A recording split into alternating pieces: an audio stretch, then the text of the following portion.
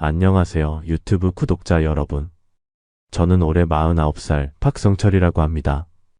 건설회사에서 공무과장으로 일하고 있고 아내 이윤정과 20살 딸 하나를 두고 있습니다. 제가 오늘 이 사연을 보내는 이유는 정말 황당하고 어이없는 일을 당해서 그런데 듣고 나시면 정말 기가 막히실 거예요. 이런 일이 실제로 일어날 수 있나 싶을 정도로 말이죠. 저는 평생 성실하게 살아왔습니다. 새벽 6시에 일어나서 회사 출근 준비를 하고 저녁 늦게까지 일하면서도 가족을 위해 최선을 다했어요. 건설업계라는 게 워낙 바쁘고 힘든 일이지만 저는 한 번도 불평한 적이 없었습니다. 오히려 가족들에게 더 좋은 환경을 만들어주고 싶어서 야근도 마다하지 않았고 주말에도 현장 점검을 나가곤 했어요. 회사에서도 인정받는 직원이었습니다. 부하 직원들도 저를 믿고 따라주고 상사들에게도 신뢰받는 중간 관리자였어요. 공무과장이라는 직책에 걸맞게 각종 인허가 업무며 관청과의 협의, 민원 처리까지 꼼꼼하게 처리했습니다. 동료들이 성철이만큼 책임감 있는 사람 없다고 할 정도였죠. 집에서도 가장 역할을 충실히 해왔다고 자부해요. 가족여행도 빠뜨리지 않고 다녔고 딸 교육비며 생활비며 한 번도 부족하게 한 적이 없었어요. 아내가 이번에 냉장고 바꾸고 싶어라고 하면 바로 좋은 제품으로 사주었고 딸이 아빠, 학원비가 필요해라고 하면 아낌없이 지원해줬습니다. 명절이나 기념일에는 미리미리 준비해서 가족들이 불편함 없도록 했어요. 특히 아내에 대해서는 정말 한 번도 의심해본 적이 없었습니다. 결혼한 지 20년이 넘었는데 부부싸움도 거의 없었고 서로를 존중하며 살아왔다고 생각했거든요. 저는 술도 많이 마시지 않고 담배도 결혼 후에 바로 끊었고 회식 자리에서도 항상 집 생각을 먼저 했어요. 우리 은정이가 기다릴 텐데라면서 일찍 자리를 뜨곤 했죠. 친구들이 성철이는 정말 모범 남편이다. 요즘 같은 세상에 보기 드문 사람이야 라고 할 정도였어요. 동창 모임에 가면 친구들이 자주 하는 말이 있었어요. 야, 성철아. 너는 정말 복 받았다. 우리는 집에 가면 잔소리만 듣는데 너는 부인이 얼마나 좋냐라고 하면 저는 항상 자랑스럽게 대답했어요. 그러게 말이야. 우리 은정이는 정말 천사야. 나 같은 사람한테는 과분한 아내지라고 말이죠. 아내 은정이는 46살로 피부 미용 강사로 일하면서도 집안일을 완벽하게 해냈어요. 아침에 일찍 일어나서 저와 딸 도시락을 정성스럽게 싸주고 저녁에는 영양까지 고려한 맛있는 반찬들을 만들어서 식탁을 차려놓고 저를 기다렸습니다.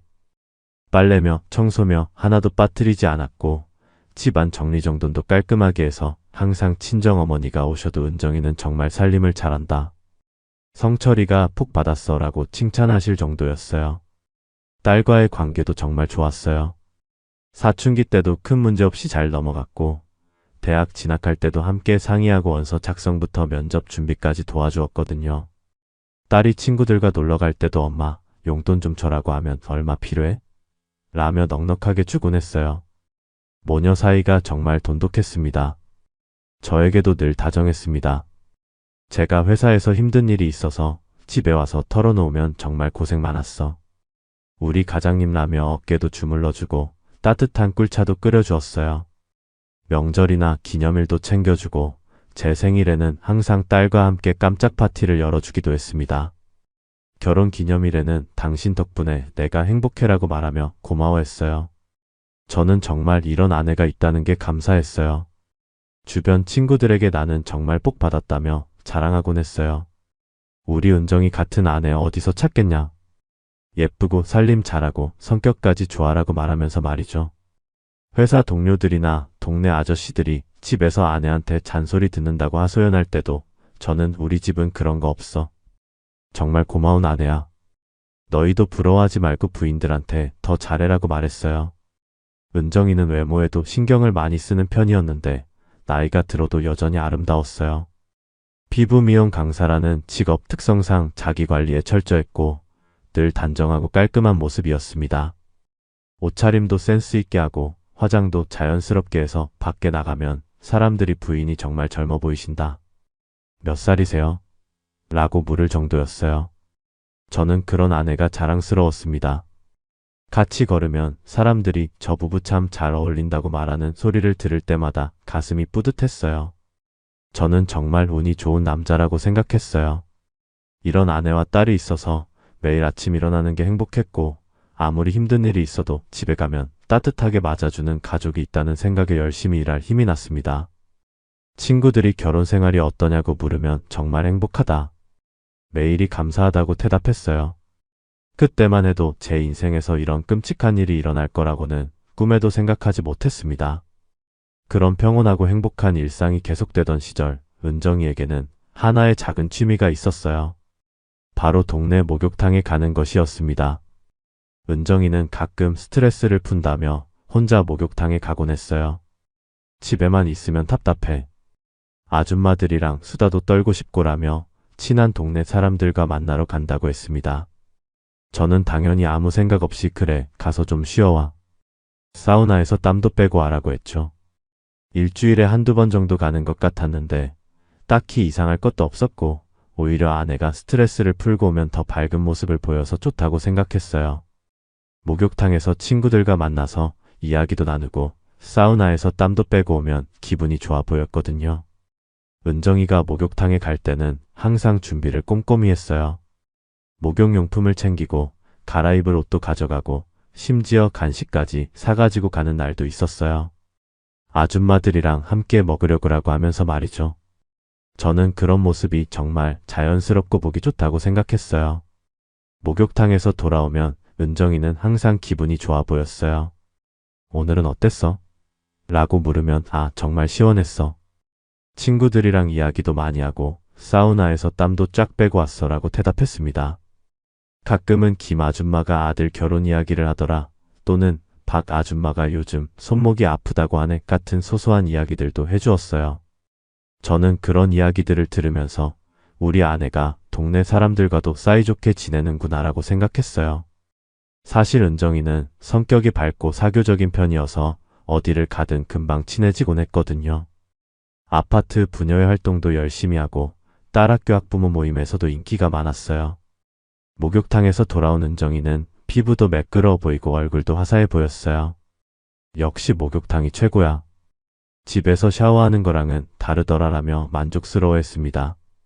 저도 그래, 가끔 그렇게 나가서 쉬어오는 것도 좋지라고 맞장구를 쳐줬어요. 은정이가 목욕탕에 가는 요일은 주로 화요일이나 목요일이었어요. 평일에 가야 사람도 적고 여유롭게 쉴 수 있어라고 하더라고요. 그럴듯한 이유였죠. 주말에는 사람들이 많아서 북적거리니까 평일에 가는 게 당연하다고 생각했어요. 가끔 은정이가 목욕탕에서 좀 늦게 들어올 때도 있었는데 오늘은 사우나에서 좀 오래 있었어. 몸이 개운해졌어 라고 하거나 아줌마들이랑 이야기가 길어져서 늦었어 라고 설명했어요. 저는 별다른 의심 없이 그래, 푹 쉬었으면 됐어 라고 대답했죠. 은정이는 목욕탕에서 만나는 사람들 이야기를 자주 해줬어요. 오늘 새로운 아줌마가 있더라. 참 재밌는 사람이야 라거나 단골 아줌마들이 요즘 운동 이야기를 많이 해. 나도 헬스장 다닐까 생각 중이야 라는 식으로 말이죠. 저는 그런 이야기들이 자연스럽고 진짜 같다고 생각했어요. 집에서의 은정이는 정말 완벽한 아내였습니다. 목욕탕에 갔다 온 날에도 저녁 식사 준비는 빠뜨리지 않았고 집안일도 평소와 다름없이 해냈어요. 오히려 목욕탕에 다녀온 후에는 더 상쾌해 보이고 활기차 보였습니다. 역시 가끔 나가서 쉬어오니까 좋네. 집에서만 있으면 갑갑해져라고 말하곤 했어요. 딸도 엄마가 목욕탕 가는 걸 자연스럽게 받아들였어요. 엄마 또 목욕탕 가? 라고 물으면 은정이는 응, 잠깐 다녀올게. 저녁 전에 들어올 테니까 숙제나 해라고 대답했죠. 딸은 알겠어. 조심히 다녀와라고 했고 저도 그래, 조심히 다녀와라고 인사했어요. 때로는 은정이가 목욕탕에서 들은 이야기들을 저녁 식사 시간에 가족들에게 들려주기도 했어요. 오늘 목욕탕에서 누구 만났는데 이런 이야기를 들었어 라면서 동네 소식이나 재미있는 일들을 이야기해줬죠. 저와 딸은 그런 이야기들을 재미있게 들었어요. 평범하고 일상적인 이야기들이었거든요. 그때는 정말 아무것도 몰랐어요. 은정이의 모든 행동이 자연스러워 보였고 의심할 만한 구석이 전혀 없어 보였습니다. 20년 넘게 함께 살아온 아내를 왜 의심해야 하겠어요? 목욕탕에 가서 친구들과 수다 떨고 오는 게 뭐가 이상하겠습니까? 저는 그저 아내가 스트레스를 푸는 소소한 취미 정도로만 생각했어요. 그때만 해도 그 목욕탕에서 제 인생을 송두리째 바꿀 끔찍한 일들이 벌어지고 있다는 걸 꿈에도 몰랐습니다. 그런데 어느 날 정말 예상치 못한 곳에서 충격적인 이야기를 듣게 되었습니다. 그날은 여느 때와 다름없이 퇴근을 하고 집 근처 대형마트에서 장을 보고 있었어요. 딸이 좋아하는 사과와 배도 사고 은정이가 부탁한 조미료며 생필품들도 사면서 평범한 하루를 마무리하려던 참이었죠. 카트에 물건들을 담으면서 오늘 저녁에는 뭘 해달라고 할까 하는 생각도 하고 이번 주말에는 가족들과 어디 나들이를 갈까 하는 소소한 계획도 세우고 있었어요. 평범한 가장의 일상적인 고민들이었죠. 그런데 마트에서 나오는데 동네에 사는 조숙자와 마주쳤어요. 조숙자는 저희 집과 같은 아파트 단지에 사는 이웃인데 평소에 은정이와 사이가 좋지 않았어요. 몇 년 전에 아파트 관리비 문제로 입주민 회의에서 말다툼을 한 적이 있었거든요. 관리사무소에서 주차비 인상 문제를 논의할 때 두 사람이 서로 다른 의견을 내면서 목소리가 높아졌던 일이 있었어요. 은정이는 주차비가 너무 비싸다. 더 올리면 안 된다는 입장이었고 조숙자는 시설 관리를 위해서는 어쩔 수 없다는 입장이었죠. 그 이후로 두 사람은 서먹서먹한 사이가 되었어요. 그래서 저희끼리는 엘리베이터에서 만나면 가벼운 인사 정도만 주고받는 사이였는데 그날은 뭔가 다른 느낌이었어요. 조숙자가 저를 보더니 어색한 표정을 지으면서 천천히 다가오는 거예요. 평소에는 그냥 안녕하세요 하고 지나가는데 그날은 뭔가 할 말이 있다는 듯한 모습이었어요. 박성철 씨, 잠깐만요 하면서 말을 거는데 목소리가 평소와 달랐어요. 뭔가 조심스럽고 불편한 기색이 역력했죠. 마치 말하기 어려운 이야기를 해야 하는 사람의 표정이었어요. 저는 네, 무슨 일인가요?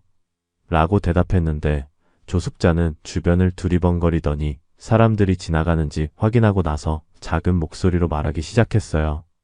사실 이런 말씀드리기가 정말 어려운데요 하면서 말을 꺼내는데 표정이 굉장히 심각했어요. 그냥 넘어가려고 했는데 박성철 씨 보면 너무 안쓰러워서 말씀드려요. 그러면서 더 목소리를 낮춰서 말했어요.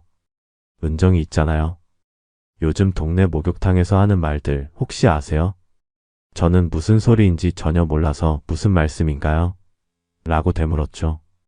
마음 한구석에서는 뭔가 불길한 예감이 들기 시작했지만 구체적으로 무엇을 말하는지는 짐작도 할 수 없었어요.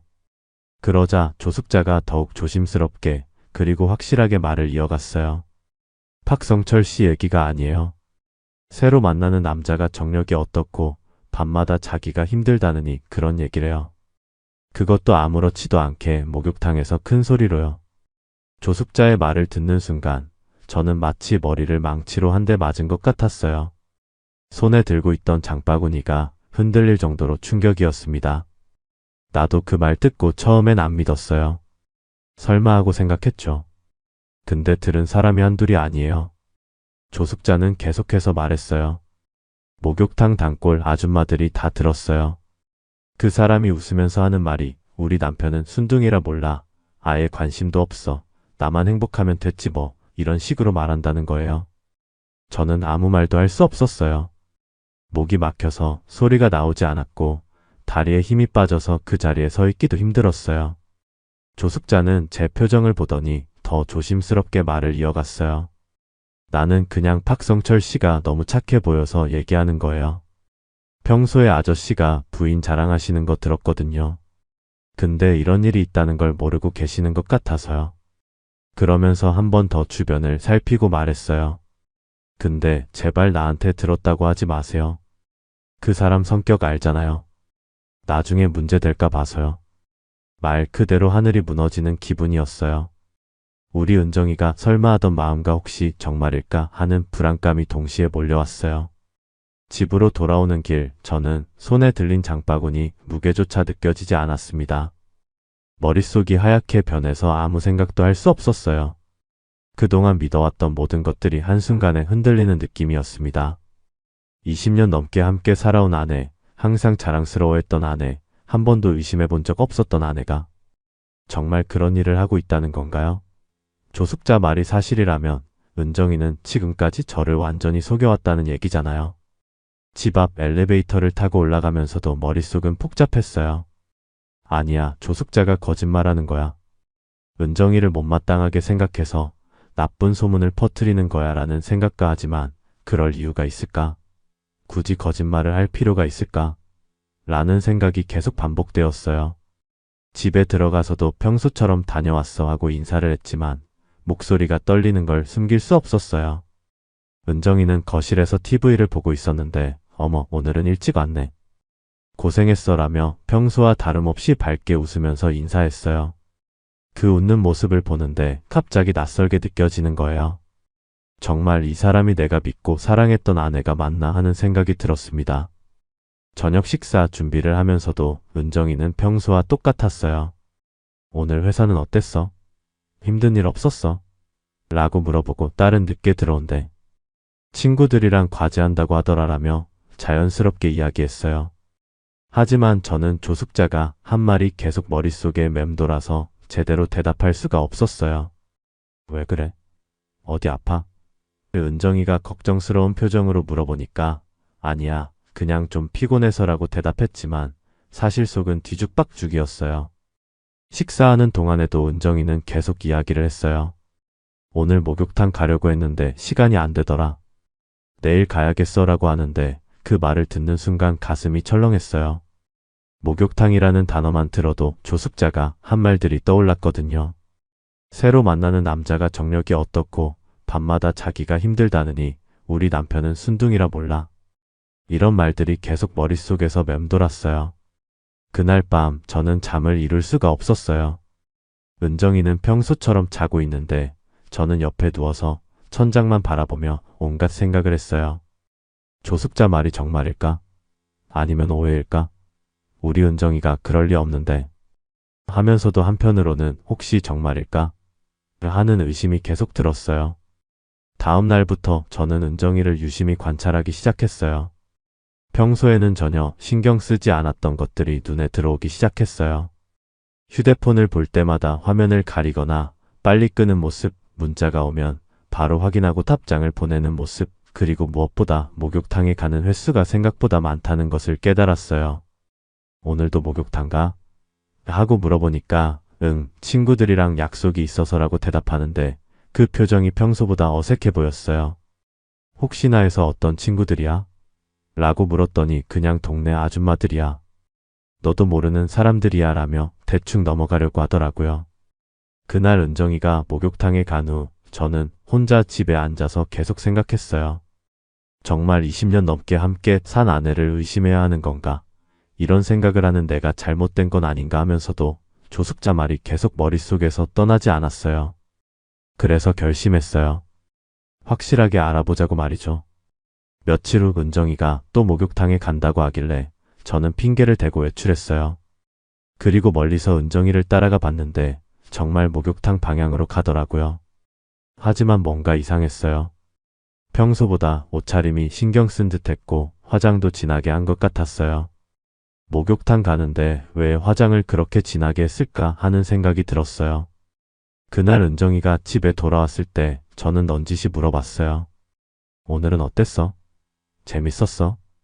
그랬더니 응, 그냥 그랬어. 친구들이랑 이야기도 하고 사우나도 하고라고 대답하는데 뭔가 답변이 성의 없다는 느낌이 들었어요. 예전에는 목욕탕에 다녀오면 오늘 누구 만났는데 이런 이야기 했다며 자세히 말해줬거든요. 점점 의심이 커져갔어요. 그리고 제가 정말 충격적인 사실을 알게 된 건 그로부터 일주일 후였습니다. 은정이 휴대폰에 몰래 위치 추적 앱을 깔았습니다. 그래서 은정이가 목욕탕에 간다고 할 때 확인해 봤는데 정말 충격적이었어요. 목욕탕이 아니라 완전히 다른 곳에 있는 거였어요. 시내 중심가 모텔촌 근처를 가리키고 있었습니다. 처음에는 앱이 잘못 표시하는 건가 싶어서 몇 번 새로 고침을 해봤지만 계속 같은 곳을 가리키고 있었어요. 저는 더 이상 참을 수가 없었어요. 차를 몰고 그 위치로 직접 가봤습니다. 가슴이 터질 것 같았지만 확실히 알아야겠다는 생각뿐이었어요. 모텔촌 근처에 도착해서 주변을 둘러보는데 정말 은정이 차가 주차되어 있더라고요. 제가 직접 사준 차, 번호판까지 똑똑히 기억하고 있는 그 차 말이에요. 차에서 내려서 주변을 살펴보는데 마음이 너무 아팠어요. 20년 넘게 믿어왔던 아내가 정말 바람을 피우고 있다는 생각에 다리에 힘이 빠졌어요. 그런데 더 충격적인 건 모텔에서 나오는 은정이를 직접 보게 된 거였어요. 중년 남자와 함께 나오는데 두 사람이 자연스럽게 팔짱을 끼고 웃으면서 걸어오는 거예요. 저는 급하게 차 뒤에 숨어서 지켜봤는데 정말 믿을 수가 없었어요. 그 남자는 은정이보다 조금 젊어 보이는 40대 중반 정도였고 체격이 좋았어요. 두 사람이 헤어지면서 입맞춤까지 하는 걸 보고는 정말 기절할 뻔했어요. 그동안 저에게는 그런 애정 표현도 잘 안 하던 은정이가 다른 남자와는 그렇게 자연스럽게 하고 있다니요. 그날부터 저는 본격적으로 증거를 수집하기 시작했어요. 은정이가 목욕탕 간다고 할 때마다 위치를 확인하고 가능할 때는 직접 가서 사진도 찍었어요. 휴대폰 통화 내역도 확인해 봤는데 모르는 번호로 자주 통화하는 기록이 있더라고요. 문자는 깔끔하게 지워놓았지만 통화 기록은 미처 지우지 못한 것 같았어요. 며칠 더 관찰해 본 결과 은정이는 일주일에 두세 번은 그 남자와 만나고 있었어요. 그리고 집에서는 아무렇지도 않게 저에게 다정하게 대했어요. 오늘 회사는 어땠어? 저녁 뭐 먹을래? 하면서 평소와 똑같이 행동하는 게 정말 소름 끼쳤어요. 어떻게 사람이 이렇게 이중적일 수가 있는지 이해할 수가 없었어요. 더 충격적인 건 은정이가 그 남자와 만난 후에 집에 와서 저에게 더 다정하게 굴 때가 많았다는 거예요. 아마 죄책감 때문이었을 텐데 어깨도 주물러주고 차도 끓여주면서 당신 덕분에 내가 행복해라고 말하기도 했어요. 그 말을 들을 때마다 속이 뒤틀렸지만 아직 확실한 증거를 더 모아야 한다는 생각에 참았어요. 그러던 중에 결정적인 증거를 잡게 되었어요. 은정이가 그 남자와 모텔에 들어가는 순간을 동영상으로 찍은 거였어요. 화질도 선명하고 두 사람 얼굴도 똑똑히 나왔어요. 그 영상을 보면서 정말 눈물이 났어요. 20년 넘게 함께 살아온 아내가 다른 남자와 모텔에 들어가는 모습을 제가 직접 찍고 있다니요. 이제 더 이상 의심할 여지가 없었습니다. 조숙자가 한 말이 모두 사실이었던 거예요. 은정이는 정말로 바람을 피우고 있었고 그것도 아주 당당하게 목욕탕에서 자랑까지 하고 있었던 거였어요. 이제 확실한 증거를 잡았으니 다음 단계로 넘어가야 했어요. 저는 그 남자가 정확히 누구인지 알아내기로 했습니다. 며칠 동안 더 지켜본 결과 그 남자는 은정이가 피부 미용 강의를 했던 학원의 수강생이라는 걸 알게 되었어요. 40대 중반으로 보이는 이 남자는 동네에서 체육관을 운영하고 있었습니다. 저는 그 체육관을 찾아가서 주변을 둘러봤어요. 간판에는 헬스 앤드 피트니스라고 적혀 있었고 제법 규모가 있어 보였습니다. 몇 번 지나다니면서 관찰해보니 그 남자가 직접 운동 지도를 하는 모습도 보였어요. 체격이 좋고 운동을 꾸준히 한 티가 났죠. 아마 은정이가 그런 점에 끌렸나 봅니다. 더 충격적인 사실은 그 남자에게도 가족이 있다는 것이었어요. 결혼 반지를 끼고 있었고 몇 번 지켜보니 아내로 보이는 여자가 체육관에 찾아오는 것도 봤어요. 그 여자는 40대 초반으로 보였고 평범해 보이는 주부였습니다. 아마 남편이 바람 피우는 줄도 모르고 살고 있겠죠. 저는 고민 끝에 그 남자의 아내와 접촉해보기로 했어요. 우연을 가장해서 체육관 근처에서 마주쳤을 때 자연스럽게 말을 걸었습니다. 혹시 여기 체육관 사장님 부인이세요? 라고 물어보니 네, 맞아요 라고 대답하더라고요. 저는 신중하게 접근했어요. 사실 말씀드리기 어려운 일이 있어서요 라고 시작해서 제가 찍은 사진들을 보여주었습니다. 그 여자는 처음에는 믿지 못하겠다는 표정이었지만 명확한 증거들을 보고 나서는 완전히 충격에 빠졌어요. 이런 일이 있을 수가. 우리 남편이 정말 라며 떨리는 목소리로 말하더라고요. 저도 마찬가지입니다. 20년 넘게 믿어왔던 아내가 이런 일을 하고 있다니라고 말했어요. 두 사람 다 피해자였으니까 힘을 합쳐서 대응하자고 제안했습니다. 그 여자 이름이 김미영이었는데 처음에는 당황스러워했지만 곧 분노가 치밀어 오르는 것 같았어요. 정말 용서할 수 없어요. 이렇게 저를 바보로 만들다니라며 울먹였죠. 저도 그 마음을 충분히 이해할 수 있었어요. 우리는 서로 연락처를 교환하고 앞으로 어떻게 대응할지 상의했어요. 김미영은 이혼하겠다고 단호하게 말했고 저도 더 이상 함께 살 수 없다고 했습니다. 그리고 두 사람 모두에게 법적 책임을 묻기로 했어요. 며칠 후 저는 변호사를 찾아갔습니다.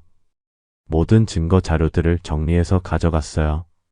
사진, 동영상, 위치 추적 기록, 통화 내역까지 완벽했죠. 변호사는 이 정도면 확실한 불륜 증거입니다. 이혼 소송과 상간자 소송 모두 승소 가능성이 높습니다. 라고 말했어요. 상간남에 대해서는 위자료 청구가 가능했고 은정이에게는 이혼과 함께 재산 분할해서 불리한 조건을 받아들이게 할 수 있다고 했어요. 저는 그렇게 하겠습니다.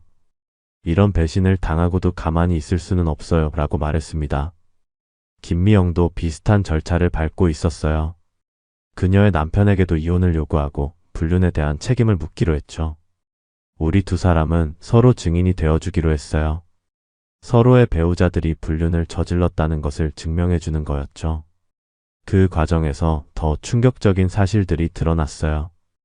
은정이와 그 남자의 관계가 생각보다 훨씬 오래되었다는 것이었어요.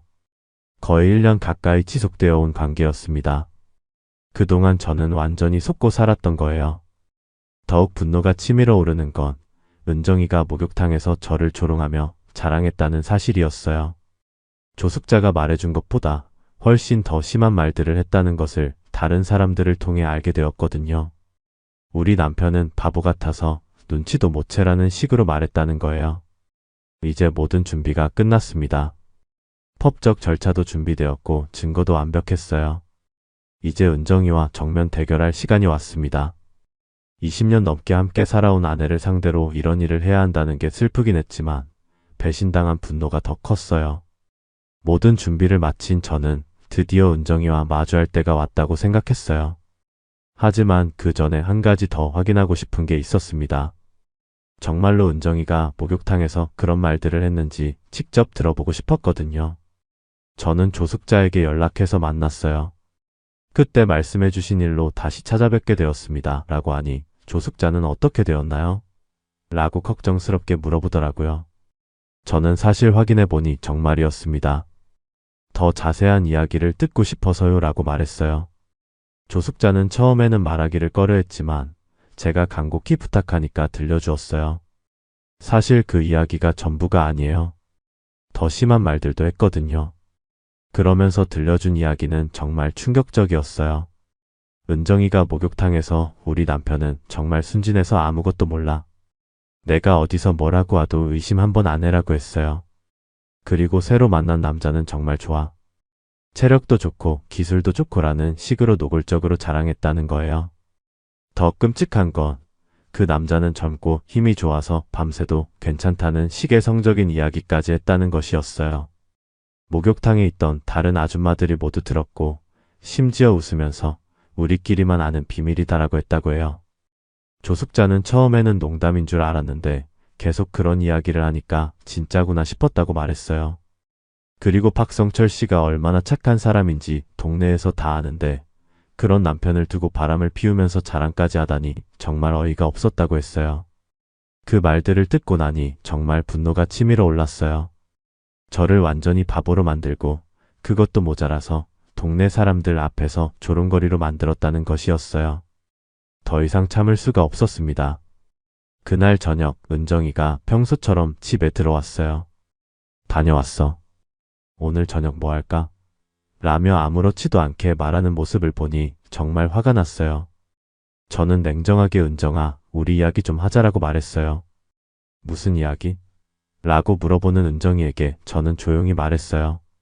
내가 요즘 목욕탕에서 하는 이야기들에 대해서 말이야. 그 순간 은정이 얼굴이 하얗게 변하는 걸 볼 수 있었어요. 무슨 소리야? 라며 당황하는 은정이에게 저는 준비해온 사진들을 하나씩 꺼내서 보여주었어요. 모텔에 들어가는 사진, 그 남자와 팔짱 끼고 걷는 사진, 키스하는 사진까지 모든 걸 보여주었습니다. 은정이는 완전히 당황한 표정으로 이건 어떻게? 라며 말을 제대로 못하더라고요. 저는 차분하게 말했어요. 1년 동안 잘 속았다. 목욕탕에서 나를 바보라고 자랑하면서 즐거웠겠네. 여보, 이건 오해야. 내가 설명할게라고 하는 은정이에게 저는 단호하게 말했어요. 오해? 이 사진들이 오해야? 목욕탕에서 내가 한 말들도 오해야? 그러면서 조숙자에게 들은 이야기들을 하나하나 말해주었어요. 은정이는 점점 작아지면서 미안해, 정말 미안해라고 사과하기 시작했어요. 하지만 저는 더 이상 들을 마음이 없었어요. 미안하다고? 1년 동안 나를 바보로 만들고 동네 사람들 앞에서 조롱하고 다른 남자와 모텔에서 밤을 보내면서 미안하다고? 다시는 안 할게. 용서해줘라고 울면서 빌어도 저는 마음이 움직이지 않았어요. 이미 선을 넘은 일이었고 더 이상 함께 살 수 없다는 생각뿐이었어요. 내일 이혼 서류 가져올게. 그리고 상간자 소송도 준비했어. 내가 만나던 그 남자에게도 위자료 청구할 거야. 저는 냉정하게 말했어요. 이제 그 정력 좋은 남자와 평생 잘 살아봐. 다음 날 저는 약속한 대로 변호사 사무실에서 준비한 이혼 서류와 상간자 소송 서류를 가져왔어요. 은정이는 하루 종일 울면서 용서해달라고 빌었지만 제 마음은 이미 굳어 있었습니다. 여보, 정말 다시는 안 할게. 한 번만 용서해줘라고 하는 은정이에게 저는 차분하게 말했어요. 은정아, 이제 여보라고 부르지 마. 우리는 더 이상 부부가 아니야. 그러면서 이혼 서류를 식탁 위에 올려놓았어요. 이혼 조건은 단순했어요. 재산 분할은 3대7로 제가 7을 가져가는 것이었어요. 불륜을 저지른 책임으로 당연한 결과였죠. 위자료는 따로 받지 않는 대신 집에서 나가라는 조건이었어요. 딸의 양육권은 당연히 제가 가져가는 것으로 했습니다. 이건 너무 심한 거 아니야? 나도 이 집에서 20년 넘게 살았는데라고 하는 은정이에게 저는 냉정하게 대답했어요. 심해. 1년 동안 나를 속이고 바람 피우면서 목욕탕에서 자랑한 것보다 심해? 상간자 소송 서류도 보여주었어요. 그 체육관 사장에게 위자료 3천만 원을 요구하는 내용이었어요. 내가 만나던 그 남자도 가만두지 않을 거야. 이미 그 사람 부인과도 얘기했어. 그 집도 이혼할 예정이야. 은정이는 그제서야 일이 얼마나 커졌는지 깨달은 것 같았어요. 그 사람까지 끌어들일 필요가 있어? 우리끼리 해결하면 되잖아라고 하는데 저는 비웃었어요. 우리끼리? 너 혼자 벌인 일이잖아. 당연히 책임져야지. 딸도 이 상황을 알게 되었어요. 처음에는 믿지 못하겠다는 표정이었지만 제가 보여준 증거들을 보고 나서는 완전히 실망한 표정을 지었어요. 엄마, 어떻게 이럴 수가 있어? 아빠한테 어떻게 이런 짓을 할 수 있어? 딸의 질문에 은정이는 제대로 대답하지 못했어요. 미안해, 엄마가 잘못했어 라고만 반복할 뿐이었죠. 딸은 앞으로 엄마 얼굴 보기 싫어. 아빠랑만 살 거야 라고 단호하게 말했어요. 일주일 후 은정이는 결국 이혼 서류에 서명했어요. 더 이상 버틸 수 없었던 것 같았어요. 상간자 소송도 진행되었고 그 체육관 사장은 결국 위자료 3천만 원을 지급하기로 합의했어요. 그 남자의 아내인 김미영도 이혼을 진행했어요. 우리는 서로 힘이 되어 주었죠. 정말 고생 많으셨어요 라며 서로를 위로했어요. 두 사람 다 비슷한 상황이었으니까 마음을 이해할 수 있었어요. 은정이는 집을 나가면서 마지막에 정말 미안해. 내가 모든 걸 망쳤어 라고 사과했지만 저는 아무 대답도 하지 않았어요. 이미 끝난 일이었으니까요. 그 체육관 사장도 결국 체육관을 정리하고 다른 곳으로 이사를 갔다고 들었어요. 동네에서 더 이상 버틸 수 없었던 것 같아요. 불륜의 대가는 생각보다 컸던 거죠. 은정이는 작은 원룸으로 이사를 갔어요. 20년 넘게 살던 넓은 집에서 혼자 작은 방으로 가게 된 거죠. 재산도 거의 없이 나갔으니까 앞으로 어떻게 살지 걱정될 정도였어요. 하지만 그건 은정이가 선택한 결과였어요. 딸은 엄마가 우리한테 어떻게 이럴 수가 있어? 정말 이해할 수 없어라며 은정이와 연락도 끊었어요. 가끔 은정이가 딸에게 연락하려고 해도 딸은 받지 않았어요. 모녀 관계도 완전히 끝난 거였죠. 이제 모든 게 정리되었습니다. 은정이는 집에서 나갔고 상간자 소송도 끝났어요. 저는 딸과 함께 조용한 일상을 되찾기 시작했어요. 처음에는 이상했지만 점점 평온함을 찾아가고 있었습니다.